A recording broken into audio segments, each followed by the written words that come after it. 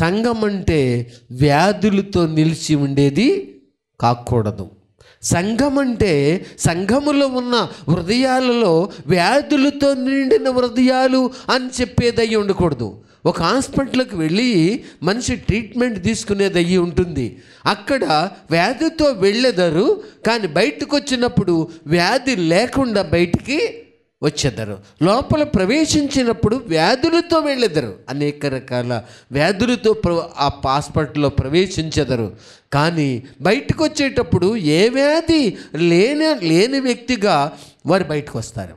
దేవుని యొక్క సన్నిధి అంటే వ్యాధితో ప్రవేశించవచ్చు, కానీ వ్యాధులు లేని వారిగా సంఘములో నుండి వెళ్ళుచు మరలా సంఘములోనికి వచ్చుచు ఏదైనా ఒకవేళ వైరస్ సోకుతున్నట్టు తెలిస్తే వెంటనే ప్రభా నాకేంటో ఈ మధ్య సేవకులను చూసిన బాధ, లేక వారి పిల్లలను చూసిన అసూయ, లేక సేవకులను చూసిన బాధ, ఓర్చుకోలేని పరిస్థితి కనబడుతుంది, లేక మా సహోదరులను చూసినా ఓర్చుకోలేని మనసు నాకు వస్తుంది, తోటి వారిని చూసినా ఓర్చుకోలేని మనసు వస్తుంది. ఏంటి ప్రభా ఇదేదో వైరస్ నేదో ఏం చేస్తుంది, ఆవరించబోతుంది, నాకేదో ఆత్మీయ పీవారు వచ్చుచున్నట్టు అనిపిస్తుంది, ఆత్మ సంబంధంగా ఏదో నాకు కొంచెం ఇబ్బంది అనిపిస్తుంది, ప్రార్థించవలసిన ప్రార్థన భారము కోల్పోయాను, ఈ వ్యాధుల వలన ఈ ప్రార్థనా భారం అణిచివేయబడింది. కాబట్టి అమ్నోను తన తామారును బట్టి ఆ వ్యాధితో ఏమవుతున్నారు, రోజు రోజుకి ఏమవుతున్నారు, నానాటికి చిక్కిపోయి దేవుని యొక్క గొప్ప కార్యములు చూసి యువరాజుగా ఉండవలసిన అమ్నోను రాజ్యములో కొన్ని సంవత్సరాల పాటు యువరాజుగా సుఖముగా సంతోషంగా ఘనంగా గౌరవంగా ఉన్నతమైన స్థానములో ఉండవలసినటువంటి అమ్నోను ఒక చిన్న మోహము చేత, తన సొంత చెల్లిని మోహించడం చేత ఏమైంది, కొద్ది రోజుల్లోనే ఆకాశం కింద తన పేరు తుడిసివేయబడింది, చనిపోయినాడు. అబ్షాలోము తన సహోదరి శరపబడుట చూసి అమ్నోను విషయంలో కోపము తెచ్చుకొని కొంతమందిని తెచ్చి ఒక ఫంక్షన్ ఏర్పాటు చేసి అమ్నోను కూడా పిలిపించి అమ్నోను మీద పడి ఏం చేసినారు, సంపించవలసి వచ్చేసింది. ఎంత సులువుగా తన మీదకు అపాయం తెచ్చుకోవలసిన ఈ చిక్కిపోయే ఈ వ్యాధి అవసరమా? ఈ రోజున చాలామంది ఇదే స్థితి, తొందరలోనే చచ్చిపోతాము కదా, పోతే బాగుంటుందనే ఉద్దేశంతోనే వ్యాధిని దాచుకుంటారు. మేము తొందరలో ఇతరుల చేత చంపివేయబడితే బాగుంటుంది, ఎవరి జోలికో పోయి ఇతరుల చేత కొట్టబడి చంపివేయబడాలి. నాతో పాటు ఒకే మంచం మీద పరుండిన ఒక రూమిట్ అతను, మేమిద్దరం కలిసి చదువుతున్నాం. అతను ITI డ్రాఫ్ట్మెన్ సివిల్ చదువుతున్నాడు, నేను ఇంటర్మీడియట్ చదువుతున్నాను. కానీ అతను ఇదే పరిస్థితుల్లో మోహం అనే వ్యాధితో నింపబడి ఒక అమ్మాయిని శోధిస్తుంటే ఆ తల్లిదండ్రులు, అయ్యా మేము గౌరవం గల కుటుంబము, మా అమ్మాయి జోలికి రావద్దంటే అతను వినినవాడు కాదు. అదే వ్యాధితో నింపబడి ఉన్నాడు. మాట వినలా, చాలామందితో చెప్పించినారు, అయినా వినలా. మనుషుడు మొండివాడైపోయినాడు, తిరుగుబాటు చేసేవాడైపోయినాడు. ఒకే అబ్బాయి, ఇంకెవ్వరు లేరు, నాతో పాటు ఒకే మంచం మీద పండుకొని వారము. కానీ ఒక రోజున జంక్షన్ సెకండ్ షోకు తీసుకుని పోయి కొంతమంది మచ్చిక చేసుకుని సెకండ్ షో తీసుకుని పోయి అక్కడ అతనిని వచ్చేటప్పుడు అతన్ని నాశనము చేస్తున్నారు. నాకు చెప్పినారు, మీ రూమ్మేట్ చనిపోయినాడట కదా, ITI వాళ్ళందరూ లారీ వేసుకెళ్తున్నారట అన్నారు. ఏమైందంటే అసలు కథ ఇది చెప్పినారు. నిజమా? అవును దేవుని బిడ్డలారా, వ్యాధి నిన్ను తొందర చేసి నువ్వేదో ఇప్పుడు ఏదో అయిపోవాలి, నువ్వు అలా ఇప్పుడు అనుకుందాం. తామారును అలా ఒకరోజు తాను అలా వ్యవహరించితే తన లైఫ్ గడిచిపోయినట్ట ఏమండి, గడిచిపోయిందా? తన జీవితం తెల్లారిందా? లేక తన లైఫ్ అందరితో ముగించబడిందా? ఇంకెంత లైఫ్ ఆయనకు? నేను ఒకవేళ రాజు ఒక రాణిని తెచ్చే ఏం చేయగలరు?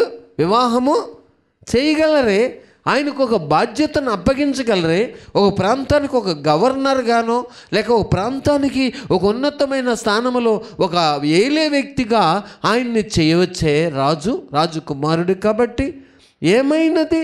ఒక చిన్న ఒక సొంత చెల్లి ఇంటిలో కోటలో ఉండే చెల్లి విషయంలో మనసు పాడు చేసుకుని జీవితాన్ని సులువుగా ముగించుకున్న గనుడు ఎవరు? అమ్నోను. ఈ రోజుల్లో కూడా చాలామంది ఇదే నైజము, ఇదే వ్యాధి తనకు భర్త ఉండి ఉండగా పొరుగు పురుషుడును చూసి మనిషి ఆ పురుషుడితో మాట్లాడి సంభాషించాలనే వ్యాధి, వాళ్ళ నంబర్ తీసుకుని మెసేజ్లు పెట్టి ఫోన్లు చేసి వాళ్ళ లోపరుచుకోవాలనే వ్యాధి సంసారములను ఈ రోజున తల్లకిందులు చేస్తూ ఉంది. వ్యాధి తల్లకిందులు చేస్తూ ఉంది. మనుషులను తల్లడింపజేస్తూ ఉంది. మనుషులను పనికిరాని వారిగా మార్చేస్తుంది. కాబట్టి అమ్నోనుకున్న వ్యాధి రోజు రోజుకు చిక్కిపోతున్నారు. ఈ రోజున్న మనుషుల్లో ఉన్న వ్యాధి వాళ్ళ సంసారాల పరంగా చిక్కిపోతున్నారు, కుటుంబ పరంగా చిక్కిపోతున్నారు. ఏదో వ్యాధి పట్టేసింది, అది ముదిరిపోతుంది. ఇక వాళ్ళు ఏమవ్వాలో అది అవనీయకుండా ఆపేసింది వ్యాధి. బలవంతుడు సంసోను, ఆయనకు కూడా ఒక వ్యాధి వచ్చింది. ఆ వ్యాధి ఏం చేసింది? ఆయన్నే లేకుండా చేసేసింది. వ్యాధి ఉన్నది భూమి మీద, వ్యాధి సంచరించుచున్నది. ఎవరిలో ప్రవేశించాలా, ఎవరిలోకి వెళ్ళి ప్రేరేపించాలా, ఎవరిలోకి వెళ్ళి వాయవర్సలు లేకుండా మనిషి భవిష్యత్తును పక్కన పెట్టి ఇష్టం వచ్చినట్టు నడిపించాలా అనేది, సుచిత్తము చేసేలాగా చేయాలా అనేది ఆ వ్యాధి లక్షణం. ఎంతమందికి వ్యాధి సోకిందో తెలుసా అండి? ఎంతమంది వ్యాధితో ఇబ్బంది పడుతున్నారు? ఎంతమంది వ్యాధితో ఇబ్బంది పడుతున్నారు? వ్యాధి చేత ఎంతమంది ఇబ్బంది పడుతున్నారు? ప్రియమైన దేవుని బిడ్డలారా, అనేక రకాలుగా మనుషులు వ్యాధుల చేతనే కలవరంతో ఉన్నారు. దేవునిగా ఆరాధించడానికి అవకాశం లేకుండా పోతుంది. దేవునిగా గణపరిచే అవకాశం లేకుండా పోతుంది. ప్రియమైన దేవుని బిడ్డలారా, ఎందుకంటే చర్చిలో ఉంటారు, వ్యాధులతో ఉంటారు. చర్చిలో ఉంటారు, పాటలు పాడతారు, వ్యాధుల్లోనే ఉంటారు. వాళ్ళ కళ్ళు ఆ వ్యాధితోనే చూస్తూ ఉంటాయి, వాళ్ళ పెదవులు ఆ వ్యాధితోనే మాట్లాడుతూ ఉంటాయి, వాళ్ళ యొక్క ప్రవర్తన ఆ వ్యాధితోనే ఏం చేస్తూ ఉంటారు? ప్రవర్తిస్తూ ఉంటారు. వ్యాధి, మనుషుల్లో ఉన్న వ్యాధి మనుషుల్ని తొందర చేస్తూ ఉంది. ఎప్పుడు ఒంటరి సమయం దొరుకుద్దా అని తొందర చేస్తూ ఉంది. వ్యాధి తొందర చేస్తుంది. కాబట్టి అమ్నోను వ్యాధి అమ్నోనికి అర్థం కాల. కానీ ఆ వ్యాధి ఆయన్ని రాజు దగ్గరకు వచ్చి, ఏమయ్యా అమ్నోను నా కుమారుడా, ఏ వ్యాధి నీకు వచ్చింది అని చెప్పి ట్రీట్మెంట్ చేయించవలసిన తండ్రి ఏం చేశారు? డాడీ నాకు వ్యాధి ఏంటో తెలుసా? మా చెల్లి తామారు వచ్చి నేను చూస్తుండగా వంట చేసి నాకు పెడితే నా వ్యాధికి చికిత్స వస్తుంది అని చెప్పి వాళ్ళ డాడీకి, రాజుగారికి చెప్పినారు. ఏయ్ నోర్మయ్యి, చెల్లి వంట చేసి పెడితే చూస్తే వ్యాధి ఎట్లా తగ్గుద్ది నీకు? చెల్లిని నేను ఒంటరిగా ఏం చేయను, నీ దగ్గరికి పంపను, ఆమె చెలికత్తులు ఆమెతో పాటు వచ్చేద్దరు అని ఈ రాజు తన కుమారుడైన అమ్నోనికి గట్టిగా హెచ్చరిక ఇవ్వలేదు. ఈ రోజున ఒంటరిగా బర్త్డేకి పోతున్నాము, ఒంటరిగా పార్టీలకు వెళుతున్నాము, ఒంటరిగా ఎక్కడికో వెళుతున్నాము, ఒంటరిగా ఇంకేదో పరిస్థితులకు వెళుతున్నాము అని చెప్పి అన్నప్పుడు నేను వస్తాను లేక మరొక వ్యక్తిని నీతో పంపిస్తాను అని చెప్పే జ్ఞానము మనుషుల్లో ఏమైపోయింది? అంతరించి పోయింది. అంతరించిపోయింది. ఓ చెల్లిని పంపించాలా? ఆమె వంట చేస్తుంటే ఆమెని కళ్ళతో చూసుకుంటూ, దగ్గరగా చూసుకుంటూ, ఓటల మింగుతూ, మనసుని ఇంకా వ్యాధిని ఇంకేం చేసుకుంటావు నువ్వు? పెంచేసుకుని ఇంకా మనిషి శరీర సంబంధంగా ఇంకా నువ్వు టెంప్ట్ అయిపోయి, ఇంకా నువ్వు పరిస్థితి అంతా కూడా ఉద్రేకమును నీలో నింపేసుకుని నీ బ్రతుకుని ఇంతటితో ఏం చేస్తావు? పూర్తి చేస్తావు అని చెప్పారా? అదేమి క్రమము? నీకు చెల్లిని ఒంటరిగా ఎందుకు వస్తారామె? రాణి కదా, యువరాణి కదా, ఎందుకు వస్తారు? ఆమె చెలికత్తులు లేకుండా రారు. నువ్వు వ్యాధితో ఉంటే ఏంటి, చచ్చిపోతే ఏంటి, బాగుపడితే ఏంటి, డాక్టర్ని పంపిస్తా అని చెప్పారు ఆయన? చెప్పలా. చూడండి, అక్కడ అమాయకత్వముగా పనిచేస్తుంది. అక్కడ సమయం అమాయకత్వం పనిచేస్తుంది. ఏంటి, ఆడపిల్లలు ఇంట్లో ఉంటే నువ్వెందుకు ఇక్కడ, ఏంటి ఇక్కడ ఎందుకు వచ్చినావు నువ్వు అని చెప్పి అడిగే దమ్ము ధైర్యము తల్లిదండ్రులకు లేక అమాయకత్వం పనిచేస్తుంది అక్కడ. దావీదులో ఏం పనిచేసింది అక్కడ? అమాయకత్వం పనిచేసింది. ఏంటి, నువ్వు సమీపంగా ఉంటే ఈమెను ఇంకా చూసి ఇంకా చిక్కిపోదామనా? ఏంటి నువ్వు, ఏంటి ఆమె వంట చేస్తే నువ్వు తీసుకుంటే, నువ్వు చూస్తుండగా చేస్తే, తింటే నీకేదో వస్తుందని చెప్పి నువ్వెందుకు ఇలాంటి స్వభావంతో నిండి ఉన్నావు? కాబట్టి ఇలాంటి పరిస్థితుల్లో నువ్వెందుకు ఇలా ఉంటున్నావు? నీ నైజం ఏమిటి, నీ స్వభావం ఏమిటయా అని రాజు ఏం చేయాలి? సరి చేయాలి. ఆడపిల్లలు ఉన్న రూమ్లోకి వచ్చి నువ్వు కూర్చుంటున్నావు. ఎందుకు వచ్చింది నీకు వ్యాధి? అమ్మాయిలు ఎదుటే కూర్చుని నీ రెండు కళ్ళు ఎందుకు, కళ్ళు పెద్దవిగా కోడిగుడ్డులాగా తెరిచి చూసి రెప్పార్పకుండా చూసే మనసు నీకు ఎందుకు వచ్చింది? ఈ వ్యాధి నీకు ఎక్కడంటింది? వ్యభిచారులైన తాత ముత్తాతలు అంటిందా? వ్యభిచారులైన తల్లిదండ్రుల నుంచి వచ్చిందా? వ్యభిచార కామ క్రోధ మదమాశ్చర్యములతో బ్రతికి రకరకాలుగా నాశనమైపోయిన తల్లిదండ్రుల నుంచి వ్యభిచారి వ్యాధి నీకు వచ్చిందా? ఎందుకు రెండు కళ్ళతో ఎందుకు కోడిగుడ్డులాగా పెద్ద తెరిచి అదే విధంగా రెప్పేయకుండా చూసి ఎందుకు ఓటలు మింగుతున్నావు? ఆమె నాకు సహోదరి, ఆమె నాకు అమ్మ, ఆమె నాకు అక్క, అతను నాకు తమ్ముడు, ఆయన నాకు తండ్రి, ఆయన నాకు అన్నయ్య అనే మనసు, ఆ నైజము మనుషుల్లోనికి ఏం చేయట్లా? ఒక వ్యాక్సిన్ వలె ఏం చేయట్లా? వ్యాధి నిరోధక శక్తిలాగా అక్కడ ఆ వ్యక్తుల్లో పని చేయట్లా. వ్యాధి నిరోధక శక్తి కావాలి. కానీ అమ్నోనులోను వ్యాధి నిరోధక శక్తి లేదు.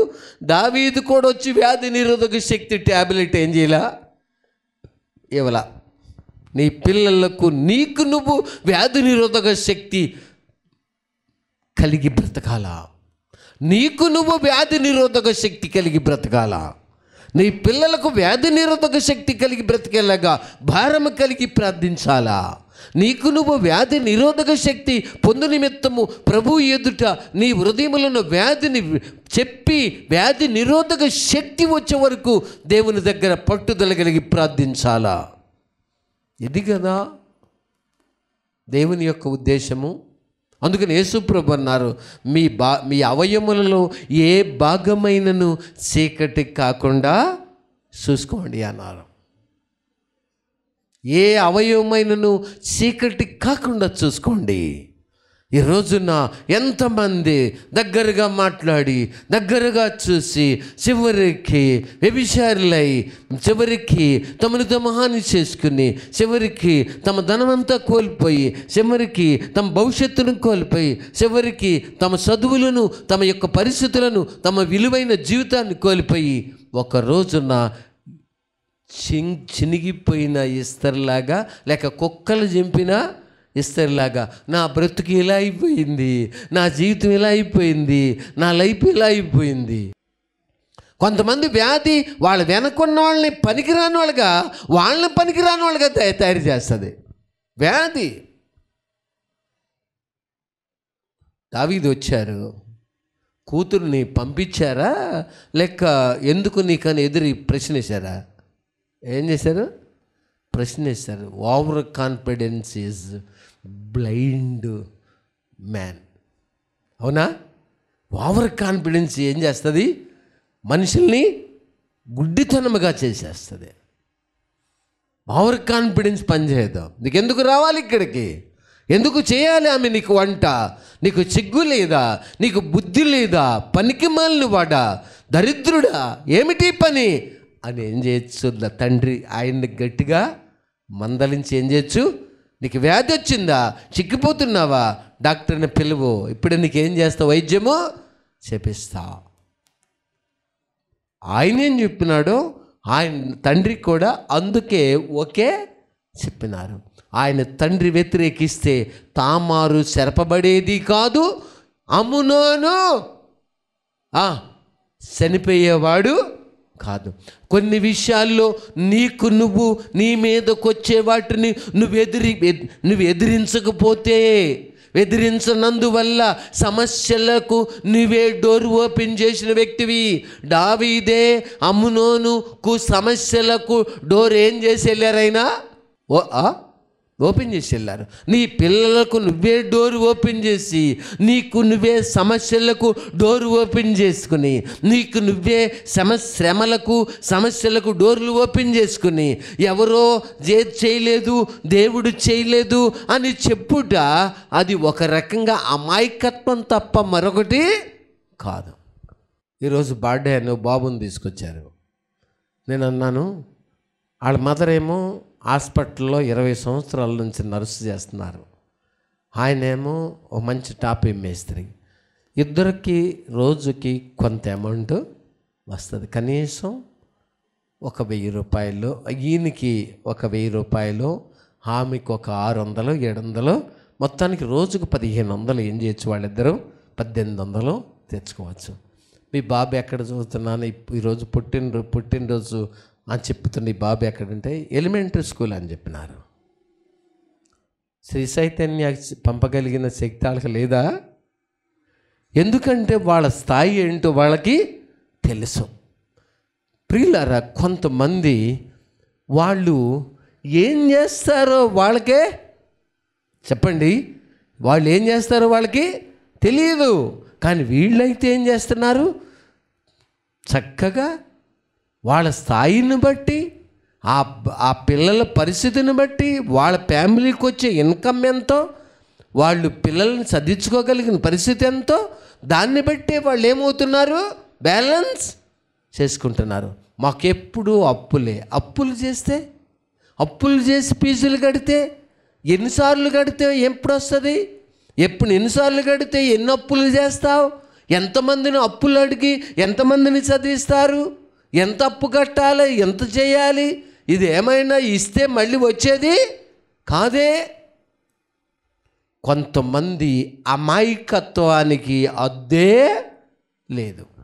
అప్పులైపోయాం, మేము చాలా అప్పులు చేశాం, వాళ్ళు ఊరికే మమ్మల్ని అడుగుతున్నారు, మాకు సిగ్గేస్తుంది. ఎందుకు? నీ సంగతి ఏంటో, నీ బ్యాలెన్స్ ఏంటో నీకు తెలియలా. నీకు వచ్చే ఆదాయం ఎంత, నువ్వు చేసే పనులేమిటి? కాబట్టి ఒక తండ్రి తన పిల్లల్ని ఈ విధంగా ప్రోత్సహించడం అనేది, అది దావీదు ఎంత ప్రమాదానికి దారి తీస్తుందని తాను ఆలోచించాల. అన్నయ్యే కదా, చెల్లే కదా, పోనీలే అనుకున్నారు. కానీ ఎంత వ్యాధి ముదిరిన వ్యక్తి దగ్గరకు ఒక సౌందర్యవతి అయినా నా కుమార్తెను పంపిస్తే ఇతను ఒక సింహములాగా, ఒక తోడేలులాగా చీల్చేస్తాడేమో అని అనుకోలేదు. ఈ అబ్బాయిని ఇంట్లోకి రానిస్తే ఇక్కడున్న గొర్రె పిల్లల్ని చీల్చేస్తాడేమో అని అనుకోకపోవడమే అమాయకత్వం. ఇక్కడున్న ఈ అమ్మాయిని ఇంట్లోకి రానిస్తే ఇక్కడున్న మగ పిల్లలని, ఈ గొర్రె పిల్లల్ని చీల్చేస్తుందేమో అని అనుకోకపోవడమే అమాయకత్వం. ప్రియులారా, దావీదు అమాయకులు కాదు, కానీ అంత డెప్త్గా ఏం చేయలేదు. ఆయన ఆలోచించాల. రాజు కుటుంబము ఇలాంటి పరిస్థితి జరగదు, ప్రార్థించే కుటుంబము అనే ఓవర్ కాన్ఫిడెన్స్తో ఆయన అలా ఉండిన. దేవుని బిడ్డ, నీ పిల్లల విషయమై నువ్వు అలాగే ఉంటున్నావా? ఎవరో మగ పిల్లలు నీ ఇంటికి వచ్చి కూర్చుంటే నువ్వు వాళ్ళతో కలిసి డక్కి కొడుతున్నావా? ఆడపిల్లలతో కలిసి మగపిల్లలు ఎవరో వస్తే, లేక మగపిల్లల దగ్గరికి ఆడపిల్లలు ఎవరో వచ్చి షేక్ హ్యాండ్లు ఇచ్చి బర్త్డే కేకులు ఇచ్చి, లేక రకరకాల పరిస్థితులు చేసి వాళ్ళు ఏదో చేసి వాళ్ళందరూ కలిసి ఒకే బళ్ళు మీద, ఒకే ఆటోలో, ఒకే కారులో తిరిగినిచ్చి తర్వాత సమస్య వచ్చాక దేవుడు ఏం చేశారు, నా పిల్లల భవిష్యత్తు ఇలా ఎందుకు నాశనమైంది అని తలపట్టుకుని ఏడవటానికి నువ్వు అమాయకత్వంగా ప్రవర్తించేది? మొక్కై వంగనది మ్రానై వంగునా. మా తల్లిగారు మా పెదనాన్నగారి దగ్గర, అది పల్లెటూరు వాతావరణం కాబట్టి, మా పెదనాన్నగారు భోజనం చేస్తుంటే నేను చిన్నవాడిని, ముద్ద పెట్టారు ఆయన అన్నం తింటూ. నేను ముద్ద ఏం చేశాను, తినేసాను. దడి అవతాల నుంచి మా తల్లిగారు చూశారు. చూసి ఇంటికి రాగానే కర్ర తీసుకుని, మళ్ళీ తింటావా, మళ్ళీ తింటావా, మళ్ళీ పెడితే తింటావా, నువ్వు తింటావా అని చెప్పి కర్ర తీసుకుని కొట్టారు. మళ్ళీ నా లైఫ్లో ఎప్పుడు ఏం చేయాల, ఆ ముద్ద ఎవరు పెట్టినా తినలా, ఎవరైనా పెడతానన్నా తినలా, అడగలేదు, తినడానికి ఇష్టపడలా. ఎందుకంటే నా తల్లి నన్ను ఏం చేసినారు, క్రమశిక్షణగా పెంచారు. ముద్ద తింటే తిన్నాళ్ళే, ఏమవుద్దులే అని అనుకుని రాజీ పడలేదు. ఆమెకు ఒక జ్ఞానం ఉంది. కాబట్టి దేవుని బిడ్డలారా, దావీదు సైలెంట్గా ఉండి, నీకు వ్యాధి వచ్చిందా, చిక్కిపోయావా, చెల్లొచ్చి వంట చేసి పెడితే నువ్వు శుభ్రంగా తినేసిన తర్వాత వ్యాధి పోద్దా, ఓకే అలాగే అని చెప్పి రాజు పర్మిషన్ ఇచ్చి వెళ్ళిపోయినారు. నువ్వు కూడా పర్మిషన్లు ఇచ్చేస్తున్నావా? అయిన దానికి కాని దానికి ఆలోచన లేకుండానే పర్మిషన్లు ఇచ్చేస్తున్నావా? ప్రార్థన చేసుకుందాం. వ్యాధి ముదరక ముందే మనుషులు జాగ్రత్త పడుట ఎంతైనా మంచిది. వివాహం అయిన వారని లేదు, వివాహము కాని వారని లేదు. లేచి నిలబడదాం. మహాగణుడును మహోన్నతుడివైన ప్రభువా, నాలో వ్యాధి ఒకటి పనిచేస్తుంది. అబ్బాయిలతో మాట్లాడాలని వ్యాధి, అమ్మాయిలతో మాట్లాడాలని వ్యాధి, వాళ్ళ ఫోన్ నెంబర్లు తీసుకోవాలని వ్యాధి, వాళ్ళ ఎదుట నైస్గా కనబడి వాళ్ళని లోపరుచుకోవాలని వ్యాధి, వాళ్ళ ఎదుట నీటుగా రెడీ అయిపోయి వేషం వేసుకుని వాళ్ళని నా తట్టు తిప్పుకోవాలని వ్యాధి ఒకటి నన్ను ఏడిపిస్తుంది. ఆ వ్యాధి ముదిరింది. ప్రభా, నన్ను జ్ఞాపకం చేసుకోండి, మీ సన్నిధి మాత్రం ఉంచండి. ఇచ్చిన కొద్ది మాటలు మా హృదయాల్లో ఫలింపచేయమని ప్రభా మీ చేతులకు అప్పగించుకుంటూ, ప్రభా నిజమే అమ్నోను వ్యాధితో ఉండి రోజు రోజుకి చిక్కిపోయినాడు. ఈరోజు నా అసూయ అనే వ్యాధి చేత, ఓర్చుకోలేని స్వభావం అనే వ్యాధి చేత, సహించుకోలేని స్వభావం అనే వ్యాధి చేత రోజు రోజుకి మనుషులు సిక్కిపోతూ ప్రార్థన రావడం లేదు, ఆత్మీయంగా ఎదగలేకపోతున్నాం. ఎట్లా ఎదుగుతాము? ఒకసారి జ్ఞాపకం చేసుకోండి. నాలో ఇలాంటి వ్యాధి ఉన్నది చెప్పగలవా? నిలబడి, ప్రభా నాలో ఇలా వ్యాధి ఉంది ప్రభా, నాలో ఇలాంటి వ్యాధులు అనేకం ఉన్నాయి, నిలబడి చెప్పగలవా? మహాగణుడును మహోన్నతుడివైన ప్రభా, మీ సన్నిధి మాత్రం ఉంచండి. ఇచ్చిన కొద్ది మాటలు మందరిదల్లో ఫలింపచేయమని యేసు నామమున అడుగుతున్నాం తండ్రి, ఆమేన్.